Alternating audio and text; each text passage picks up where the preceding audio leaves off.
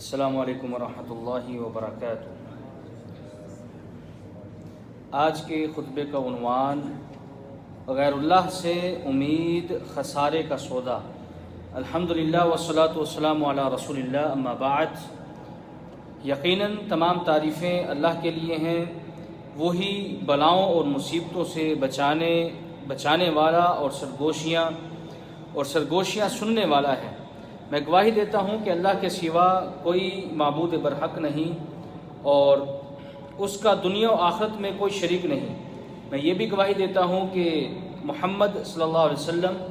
اللہ تعالیٰ کے برگزیدہ بندے اور چنندہ رسول ہیں۔ یا اللہ ان پر، ان کی آل پر اور وفادار صحابہ کرام پر رحمتیں، سلامتی اور برکتیں نازل فرما۔ حمد و ثنا کے بعد اے مسلمانوں، جس بنیاد پر مسلمان کی خوشحالی، نجات اور فلاح کا دار و مدار ہے، وہ یہ ہے کہ مسلمان اللہ رب العالمین کی کامل بندگی کرے۔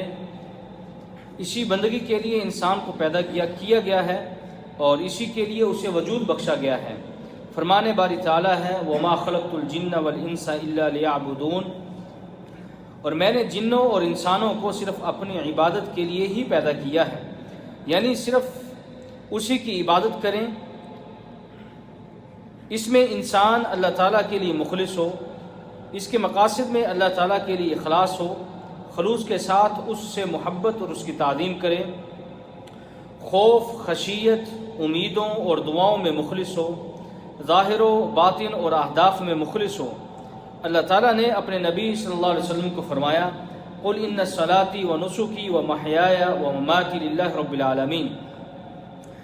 اے نبی، آپ کہہ دیجئے کہ میری نماز، میری قربانی، میرا جینا، میرا مرنا سب رب العالمین کے لیے ہے، اس کا کوئی شریک نہیں، اور مجھے اس بات کا حکم دیا گیا ہے اور میں سب سے پہلے سر تسلیم خم کرنے والا ہوں۔ اے مسلمان بھائی، کتاب و سنت نے اس اصول کو راسخ کیا اور نبی کریم صلی اللہ علیہ وسلم نے اس عظیم اصول کو دلوں میں جاگزین کرنے کے لیے اپنی تعلیمات میں اس قرآنی اصول کو مختصر ترین انداز میں پیش کیا۔ چنانچہ ابن عباس رضی اللہ عنہما کہتے ہیں کہ میں ایک دن نبی اکرم صلی اللہ علیہ وسلم کے پیچھے تھا تو آپ صلی اللہ علیہ وسلم نے فرمایا، اے لڑکے، میں تمہیں کچھ باتیں سکھاتا ہوں، تم اللہ کو یاد رکھو، وہ تمہاری حفاظت کرے گا۔ تم اللہ کی یاد رکھو، تم اسے اپنی سمت میں پاؤ گے۔ جب بھی مانگو تو اللہ تعالیٰ سے مانگو، اور جب بھی مدد طلب کرو تو اللہ تعالیٰ سے۔ یہ بات ذہن نشین کر لو کہ اگر پوری امت مل کر تمہیں معمولی فائدہ پہنچانا چاہیں تو وہ تمہیں وہی فائدہ دے سکتی ہیں جو اللہ تعالیٰ نے تمہارے لیے لکھ رکھا ہے، اور اگر وہ سب مل کر تمہیں معمولی نقصان پہنچانا چاہیں تو وہ تمہیں اتنا ہی نقصان پہنچا سکتے ہیں جو اللہ تعالیٰ نے تمہارے لیے لکھ رکھا ہے۔ قلمیں اٹھا لی گئیں اور صحیفے خشک ہو گئے۔ امام ترمذی نے اسے روایت کیا ہے اور اسے حسن صحیح قرار دیا ہے، نیز یہ روایت اہل علم کے ہاں مشہور اور معروف ہے۔ مسلمانوں، اس وصیت نے اللہ تعالیٰ کی عظمت دلوں میں مضبوط اور عقیدہ پختہ کیا ہے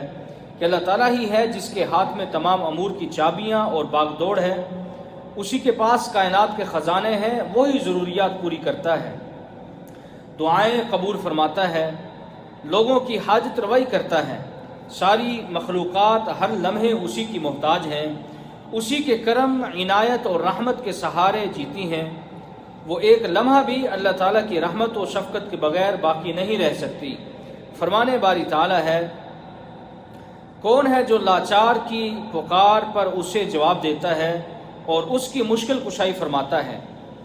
تمام کے تمام بندے اسی کے محتاج اور اس کی رحمت کے سامنے لاچار ہیں۔ فرمان باری تعالیٰ ہے، اور اگر آپ کو اللہ کسی مشکل میں ڈال دے تو اللہ کے سوا اسے کوئی رفع کرنے والا نہیں،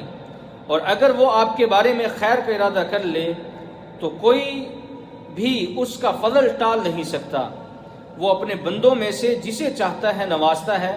وہی بخشنے والا، نہایت رحم کرنے والا ہے۔ مسلمان اس وقت ناقابل بیان سنگین صورتحال میں پھنسے ہوئے ہیں۔ انہیں ان حالات میں اس نبوی وصیت کو عمل کے لیے سننے کی اشد ضرورت ہے۔ مسلمان اس وصیت کو اس یقین سے سنیں کہ ان کا خالق ہی مشکل کشا اور حاجت روا ہے۔ مسلمان اپنی نمازوں میں بار بار دہراتے ہیں ایاک نعبد و ایاک نستعین، ہم تیری عبادت کرتے ہیں اور تجھ سے ہی مدد چاہتے ہیں۔ یہ بات مسلمانوں کے دلوں میں ہونی چاہیے اور عملی طور پر اس کا اثر نظر آنا چاہیے۔ یہ وصیت مسلمان کو دائمی تباہی اور ابدی عذاب میں واقع ہونے سے ڈراتی ہے، مخلوق کو غیر اللہ کی طرف متوجہ ہونے سے خبردار کرتی ہے کہ مصیبتوں اور تکالیف میں غیر اللہ کو پکارا جائے اور ان سے ایسی مشکل کشائی اور حاجت روائی کا مطالبہ کیا جائے جس کی طاقت صرف اللہ تعالیٰ کے پاس ہے۔ فرمانے باری تعالیٰ ہے، اور اللہ کو چھوڑ کر جن کو تم پکارتے ہو وہ کھجور کی گٹھلی کے چھلکے کے بھی مالک نہیں، اگر تم انہیں پکارو تو وہ تمہاری پکار سن نہیں سکتے، اور اگر سن بھی لیں تو وہ تمہیں جواب نہیں دے سکتے، اور قیامت کے دن وہ تمہارے شرک کا انکار کر دیں گے۔ ابن مسعود رضی اللہ تعالیٰ عنہ کی حدیث میں ہے کہ جو شخص اس حالت میں مرا کہ وہ غیر اللہ کو پکارتا تھا تو وہ جہنم میں داخل ہوگا، رواہ البخاری۔ نبی کریم صلی اللہ علیہ وسلم ہمیں مختصر انداز میں تعلیم دیتے ہوئے ایک ایسی وصیت کی ہے جو قرآنی احکامات و نواہی، خبروں اور قصص سے حاصل شدہ تعلیمات، اہداف اور مقاصد کو یکجا کر رہی ہے کہ جو شخص بھی اللہ تعالیٰ کے ساتھ تعلق بنائے اور اپنی تمام ضروریات اسی کے سامنے رکھے اور تمام معاملات اسی کے سپرد کر دے تو اللہ تعالیٰ اسے دنیا و آخرت کی تمام پریشانیوں کے لیے کافی ہے۔ فرمانے باری تعالیٰ ہے، بے شک اللہ ان لوگوں کا دفاع کرتا ہے جو ایمان لائے۔ اسی طرح ایک اور مقام پر ارشاد فرمایا، اور جو بھی اللہ پر توکل کرے تو وہی اسے کافی ہو جاتا ہے، جبکہ غیر اللہ سے تعلق بنانے والا، اسی سے امید لگانے والا اور اپنے آپ کو اسی کے سپرد کرنے والا خود کو ذلت، حقارت اور کمزوری میں ڈالتا ہے، بلکہ بڑی مصیبتوں اور تکلیفوں میں مبتلا ہو جاتا ہے۔ فرمانے باری تعالیٰ ہے، کیا تم کتاب کے کچھ حصے پر ایمان لاتے ہو اور کچھ کا انکار کرتے ہو؟ تم میں سے ایسا کرنے والے کی دنیا میں سزا صرف رسوائی ہے اور قیامت کے دن انہیں شدید ترین عذاب میں لٹایا جائے گا۔ اور ہمارے نبی صلی اللہ علیہ وسلم کا یہ فرمان ہے کہ آپ نے فرمایا، جو کوئی چیز تعویذ وغیرہ لٹکائے وہ اسی کے سپرد کر دیا جاتا ہے، رواہ احمد و ترمذی۔ اے مسلم، اس وصیت کو پلے باندھ لو، مبادہ، ہوس پرستی اور گمراہ افکار تمہیں راستے سے نہ ہٹا دیں، کیونکہ ان سے بچنے کے لیے اسی وصیت پر عمل کرنا ضروری ہے جس پر نبی اکرم صلی اللہ علیہ وسلم کے صحابہ اکرام نے تربیت پائی، اور اس کے نتیجے میں وہ عقیدہ توحید کی انتہا کو پہنچ گئے، جیسے کہ ہمیں عوف بن مالک اشجعی رضی اللہ تعالیٰ عنہ بتلاتے ہیں کہ ہم رسول اللہ صلی اللہ علیہ وسلم کے پاس 7 یا 8 یا 9 افراد تھے، تو آپ صلی اللہ علیہ وسلم نے فرمایا، لوگوں سے کچھ بھی نہ مانگو۔ اس پر میں نے ان میں سے کچھ لوگوں کو دیکھا کہ اگر کسی کی چھڑی بھی گر جاتی تو وہ بھی کسی سے اٹھا کر دینے کا مطالبہ نہیں کرتے تھے، رواہ مسلم۔ احنف بن قیس کا بھتیجا داڑھ کی درد کی شکایت کرنے لگا تو اس پر احنف نے کہا کہ میں 40 سال سے نابینا ہوں، میں نے تو اس کا کسی کو ذکر تک نہیں کیا، بلکہ صرف اللہ تعالیٰ سے ہی اس کی شکایت کی ہے۔ اسی لیے اے مسلمانوں، سخت اور سنگین حالات میں اللہ سے رجوع کرو اور اسی کے ساتھ تعلق بناؤ، کسی دوسرے سے کچھ بھی امید نہ رکھو۔ یہ ایک ایسی وصیت ہے جس پر مسلمانوں کے لیے عمل کرنا از حد ضروری ہے، کیونکہ مسلمانوں کو دشمنوں کی ایسی مکاریوں اور منصوبہ بندیوں کا سامنا ہے جسے یہاں بیان نہیں کیا جا سکتا۔ اللہ تعالیٰ نے اپنے نبی یونس علیہ السلام کے بارے میں فرمایا، مچھلی والے یونس علیہ السلام کو یاد کرو جبکہ وہ غصے سے چل دیے اور خیال کیا کہ ہم اسے نہ پکڑ سکیں گے، تو اس نے اندھیروں میں پکارا، الہی تیرے سوا کوئی معبود نہیں، تو پاک ہے، بے شک میں ہی ظالموں میں سے تھا۔ تو ہم نے اس کی پکار کو سن لیا اور اسے غم سے نجات دے دی، اور ہم ایمان والوں کو اسی طرح بچا لیا کرتے ہیں۔ اے مسلمانوں، اب وہ وقت نہیں رہا کہ شرق و غرب میں موجود مسلمانوں کے ارد گرد لوگوں کو پکارا جائے، بلکہ ضرورت اس بات کی ہے کہ عقیدہ توحید راسخ کیا جائے اور اللہ تعالیٰ سے سچے دل کے ساتھ دعا مانگے کہ وہی ہماری حاجت پوری کرے اور مسلمانوں پر رحمت نازل فرمائے۔ آپ صلی اللہ علیہ وسلم کا فرمان ہے، جب تم میں سے کسی کو کوئی پریشانی یا تکلیف پہنچے تو کہے اللہ ربی لا اشرک بہ شیئا، یعنی اللہ ہی میرا رب ہے، میں اس کے ساتھ کسی کو شریک نہیں ٹھہراتا۔ اسے زبان سے کہے اور اعضاء سے عملی طور پر اسے ثابت کر کے بھی دکھلائے۔ آپ صلی اللہ علیہ وسلم دکھ تکلیف میں دعا کرتے ہوئے فرمایا کرتے تھے، لا الہ الا اللہ العظیم، لا الہ الا اللہ رب السماوات والارض ورب العرش العظیم، یعنی بہت ہی عظیم اللہ کے سوا کوئی معبود برحق نہیں ہے، آسمان و زمین کے پروردگار کے سوا کوئی معبود برحق نہیں ہے، وہی عرش عظیم کا پروردگار ہے۔ متفق علیہ۔ علماء کرام کہتے ہیں کہ جو شخص ایسے معاملے میں مدد اور پناہ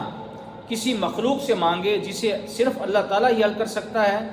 تو یہ شرک ہے، چاہے کسی مردے سے مانگے یا غائب سے یا حاضر شخص سے، نیز یہ اعمال رائگاں اور ضائع کرنے کا سب سے بڑا سبب ہے۔ اے مسلمانوں، اسلام کی سب سے پہلی مملکت کو کامیابیاں، کامرانیاں اور انتہا درجے کی عزت شرف کیسے ملی، جن کا ذکر اپنوں سے پہلے پرائے لوگوں نے بڑے ہی شان و شوکت سے کیا ہے؟ اس کا سبب صرف اللہ تعالیٰ کی وحدانیت کا اقرار ہی تھا، اللہ عز و جل کے سامنے سچی التجا تھی، کیونکہ نبی اکرم صلی اللہ علیہ وسلم نے عقیدہ توحید کی جڑیں دلوں میں مضبوط کرنے کا اہتمام کیا اور عقیدہ توحید کی طرف بلانے کے لیے جہاد کیا۔ آپ صلی اللہ علیہ وسلم نے عقیدہ توحید کی مکمل حفاظت کے لیے بھرپور کوششیں کی کہ کہیں اس میں قولی اور عملی کسی قسم کا کوئی خلل باقی نہ رہ جائے اور اس کے مقاصد اور اہداف پورے ہوں۔ چنانچہ نبی اکرم صلی اللہ علیہ وسلم سے ایک آدمی کے بارے میں پوچھا گیا کہ اپنے مسلمان بھائی سے ملے اور سلام کرتے ہوئے جھکے، تو آپ صلی اللہ علیہ وسلم نے فرمایا کہ نہیں، کسی سے سلام کرتے ہوئے جھکنا جائز نہیں۔ رواہ احمد، اور امام ترمذی نے اس حدیث کو حسن کہا ہے، صرف اس لیے کہ اللہ تعالیٰ کے سوا کسی کے سامنے جھکنا جائز نہیں ہے اور لوگوں کی تربیت اللہ عز و جل کے سامنے جھکنے پر ہو۔ اور صحیح بخاری میں ہے کہ آپ صلی اللہ علیہ وسلم نے فرمایا، تم میرا مقام اس طرح مت بڑھاؤ جیسے عیسائیوں نے عیسیٰ ابن مریم کے ساتھ کیا، میں تو صرف آدمی اور بشر ہوں، اس لیے تم مجھے اللہ کا بندہ اور رسول کہو۔ رواہ البخاری۔ آپ صلی اللہ علیہ وسلم اپنی امت سے یہ چاہتے تھے کہ امت محمدیہ صرف اور صرف اللہ تعالیٰ کے سامنے جھکے، اسی سے مانگے اور اسی سے مدد طلب کرے۔ اے میرے ایمانی بھائیوں، مصطفیٰ صلی اللہ علیہ وسلم کی جانب سے عقیدہ توحید کے اہتمام کا مظہر یہ بھی ہے کہ آپ نے ہر ایسا ذریعہ بند کر دیا جس کی وجہ سے شیطان لوگوں کو شرک کے پھندے یا جاہلی خرافات میں پھنسا سکتا ہے۔ چنانچہ آپ صلی اللہ علیہ وسلم کی تعلیمات میں قبروں میں مدفون مردوں سے مانگنے کی سخت ممانعت موجود ہے، لہذا ان سے مانگنا، ان کی چوکھٹ کے سامنے کھڑے ہو کر گڑ گڑانا یا مصیبتوں اور تکلیفوں میں مردوں سے ایسی مدد طلب کرنا جو صرف آسمان و زمین کا پروردگار ہی کر سکتا ہے، بالکل منع اور حرام ہے۔ حضرت ابو ہریرہ رضی اللہ تعالیٰ عنہ بیان کرتے ہیں کہ نبی اکرم صلی اللہ علیہ وسلم نے فرمایا، یا اللہ میری قبر کو ایسا مت بنانا جسے پوجا جائے، اس کی عبادت کی جائے، ان اقوام پر اللہ رب العزت کا غضب اور لعنت ہو جنہوں نے اپنے انبیاء کی قبروں کو سجدہ گاہ بنایا۔ نبی اکرم صلی اللہ علیہ وسلم نے عقیدہ توحید کا خوب اہتمام فرماتے ہوئے شیطانی وسائل سے بھی خبردار کیا،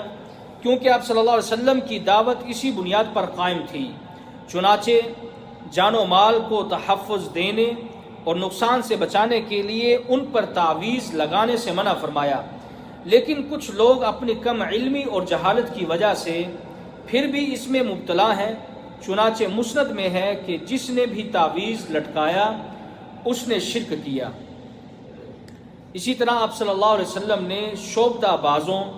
دجالوں اور جھوٹے لوگوں سے بھی خبردار فرمایا۔ آپ نے فرمایا جو شخص کسی کاہن یا قیافہ شناس کے پاس آ کر اس کی بات کی تصدیق کی تو اس نے محمد صلی اللہ علیہ وسلم پر نازل شدہ وحی سے کفر کیا۔ اسے امام ابو داود، ترمذی، نسائی، ابن ماجہ اور حاکم نے روایت کیا ہے۔ لیکن بڑے افسوس کی بات ہے کہ ٹیکنالوجی اور ترقی کے اس دور میں بھی لوگوں کا انہی کاہنوں، قیافہ شناسوں کے پاس آنا جانا زیادہ ہو گیا ہے، اور میڈیا بھی یہی دکھلا رہا ہے۔ لوگ ان سے اپنے مستقبل کے بارے میں پوچھتے ہیں، حالانکہ دین اسلام کا مسلم اصول ہے کہ مستقبل کے بارے میں اللہ تعالیٰ کے سوا کوئی اور نہیں جانتا۔ اسی طرح آپ صلی اللہ علیہ وسلم سے نشرہ کے بارے میں پوچھا گیا تو آپ صلی اللہ علیہ وسلم نے فرمایا یہ شیطانی عمل ہے، یہ حرام ہے، نہیں کرنا چاہیے۔ نشرہ جادو کا جادو سے علاج کرنے کو کہتے ہیں۔ اے مسلمانوں، ہمارے نبی صلی اللہ علیہ وسلم نے یہ شدید چاہت تھی کہ ہم اپنے پروردگار کے ساتھ حقیقی محبت کریں اور اس کی وحدانیت کا عملی اقرار کریں۔ چنانچہ انسانی زندگی میں جب کبھی ایسا موقع بھی آئے کہ انسان کو ناپسند یا حرام کام کرنے کی ضرورت پڑے، مثال کے طور پر علاج معالجے کا موقع ہے، تو یہاں پر بھی نبی اکرم صلی اللہ علیہ وسلم اپنی امت کو عقیدہ توحید کی یاد دہانی کروائی کہ اس حالت میں بھی اللہ تعالیٰ ہی سے شفا کی امید رکھیں، اسی سے شفا مانگیں اور اس کے علاوہ کسی سے امید مت لگائیں۔ سیدہ عائشہ رضی اللہ تعالیٰ عنہ کہتی ہیں کہ جب رسول اللہ صلی اللہ علیہ وسلم کسی مریض کی عیادت فرماتے تو یہ الفاظ کہتے، اللہم رب الناس اذہب البأس اشف انت الشافی لا شفاء الا شفاؤک شفاء لا یغادر سقما، یعنی اے اللہ لوگوں کے رب، تکلیف ختم کر دے، تو شفا دے، تو ہی شفا دینے والا ہے، تیری شفا کے سوا کوئی شفا نہیں، ایسی شفا دے کہ کوئی بیماری باقی نہ بچے۔ متفق علیہ۔ اسی طرح آپ صلی اللہ علیہ وسلم نے حضرت عثمان بن ابو العاص ثقفی رضی اللہ تعالیٰ عنہ سے فرمایا تھا، جب انہوں نے آپ صلی اللہ علیہ وسلم سے جسم میں تکلیف کی شکایت کی تو انہیں اسلام قبول کرنے کے وقت سے لاحق تھی، تو آپ صلی اللہ علیہ وسلم نے انہیں فرمایا تھا درد کی جگہ پر اپنا ہاتھ رکھو اور 3 بار کہو بسم اللہ، اور پھر 7 بار کہو اعوذ باللہ وقدرتہ من شر ما اجد واحاذر، یعنی میں اللہ تعالیٰ اور اس کی قدرت کی پناہ چاہتا ہوں ہر اس شر سے جو میں محسوس کر رہا ہوں یا جس کا مجھے خدشہ ہے۔ رواہ المسلم۔ اے میرے اسلامی بھائیوں، پیارے نبی صلی اللہ علیہ وسلم کی جانب سے عقیدہ توحید کا مکمل خیال اور اہتمام کرنے کا ایک مظہر یہاں سے بھی واضح ہوتا ہے کہ ابن عباس رضی اللہ عنہما کہتے ہیں کہ ایک شخص نے نبی اکرم صلی اللہ علیہ وسلم سے کہہ دیا جو اللہ اور جو نبی کی مرضی، تو نبی اکرم صلی اللہ علیہ وسلم نے فرمایا کیا تم نے مجھے اللہ تعالیٰ کے برابر کر دیا ہے؟ بلکہ تم صرف اتنا ہی کہو کہ صرف اللہ کی مرضی۔ رواہ احمد و ابن ماجہ۔ حضرت حذیفہ رضی اللہ تعالیٰ عنہ کی حدیث میں ہے کہ نبی اکرم صلی اللہ علیہ وسلم نے فرمایا